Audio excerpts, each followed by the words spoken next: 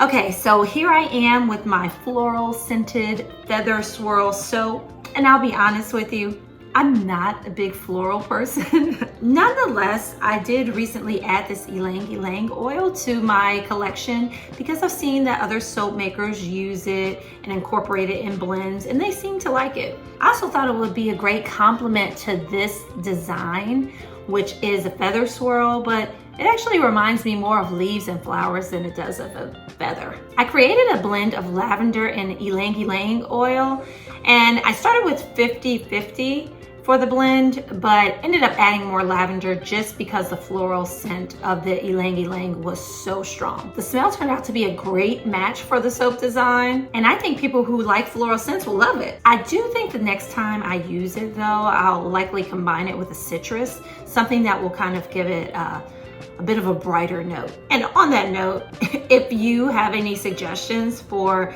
good blends that you use for your soaps that incorporate ylang-ylang oil, please let me know in the comments below.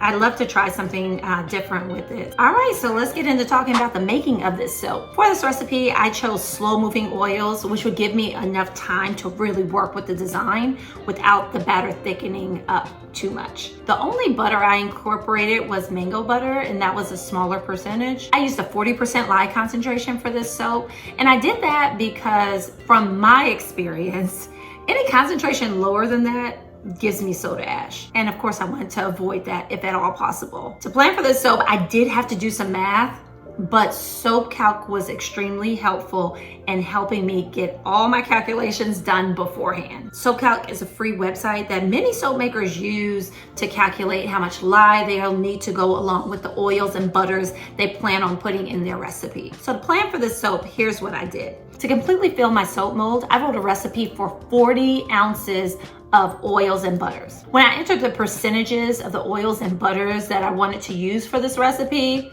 as well as the lye concentration, Soap Calc told me a few things that were really key. First off, it told me how much of each oil and butter I needed for my recipe. Secondly, it told me how much lye and water I needed to make my lye solution that would properly saponify those oils and butters. And then there was a third piece of information that was really helpful, and that was how much soap batter this recipe would produce. The reason that was so important for me planning this soap is because I knew I wanted 70% of the soap to be this cream colored batter.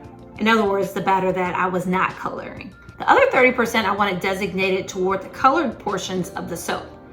And within that 30%, I needed to then break it down further, so I knew how much was going to be designated toward the pink, the green, the blue, and the black. I did equal portions for the pink, the green, and the blue. The black I did a little bit less batter for because it really was intended to be more of an accent to the other colors, giving it almost like a shadowy look. So when Soap Calc told me that the amount of soap batter that would be produced was 55.7 ounces, then I was able to do a calculation, times that by 0.7, that gave me the 70%, and that 70% equated to 38.99 ounces. That I was able to set aside and designate toward the uncolored soap, and then the other 30%, which equated to 16.71 ounces, I was able to set to the side and actually divided into 4 different portions for the colored parts of the soap. Now, after I planned out all of this, then I needed to make sure my materials were ready. In addition to what I normally use on average for a regular soap, stick blender, spatula, etc. For this recipe, I did need a couple of extra things, and those were some small cups as well as a whisk. Now for this, you could make use of just one whisk, but I ended up using these cute, adorable little mini whisk. Here's one of them. And the thing that I liked most about using these whisks is not just that they're cute and adorable, but also they allow for me to be able to make sure that the clays and the colorants were blended in. I didn't have to worry about wiping the whisk off. I didn't have to worry about getting it and putting it back in, taking it out. So I was able to have one whisk designated for each of the colorants. So it just kind of added convenience to it. I just got these off of Amazon. Again, I can put the information below for you all if you are interested in them. I also needed a hanger tool for my one pull through the colors once everything was in the mold. Of course, that's what gives it the feather swirl design. So let's talk about what went well. The design came out really quite lovely. I was pleased with it. As I mentioned, the fragrance really complemented the design well. And I think my friends and family that I gifted to will really enjoy it if they're floral lovers. The mat done beforehand was fairly simple, and it was well worth it in my opinion to make sure that it was a nice, even, well planned out looking soap. And if you have the same size mold that I do and would like to skip the calculations, feel free to use the calculations for my recipe. I've included those below as well. As for what did not go as well as I would have liked, if I could make it a little more perfect, I do wish the hanger tool would have gone through the middle of the colored portions as opposed to the side of the colored portions. I still think it had a nice effect,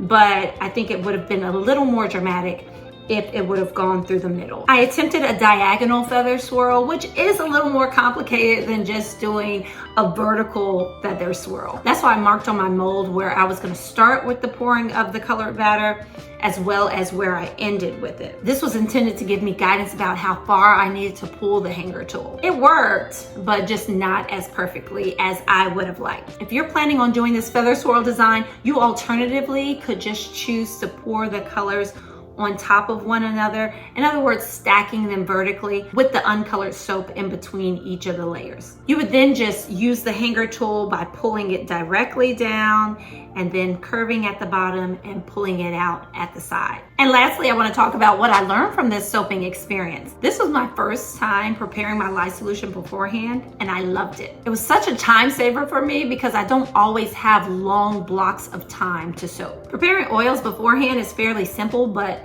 I was so afraid, I guess just because it's lye, and of course you have to be super cautious with it, but I was really unsure of how to reheat it. But I ended up doing what I had seen others talk about doing, and that is just placing it in a warm water bath. And it did, it heated up nice and easily. Heating it up took a lot less time than mixing the lye solution right before soaping. So I'm definitely going to be doing that again. Here's the container actually that I used, and this is actually an pickle container that I sanitized, and it closes very tightly. So I prepared the lye solution. I always prepare my lye solution in a glass measuring cup. And so once that cooled, then I poured it in here and I was able to seal it up nice and tightly, and of course put it out of the reach of the kids until it's time for me to create the soap. So that's all that I have for you today. If you have any comments, questions, suggestions, feel free to include them in the comments section below. And of course, if you're interested in seeing more of my soap making adventures, please be sure to subscribe to my channel. Thanks for watching, and I look forward to seeing you on the next video. Bye.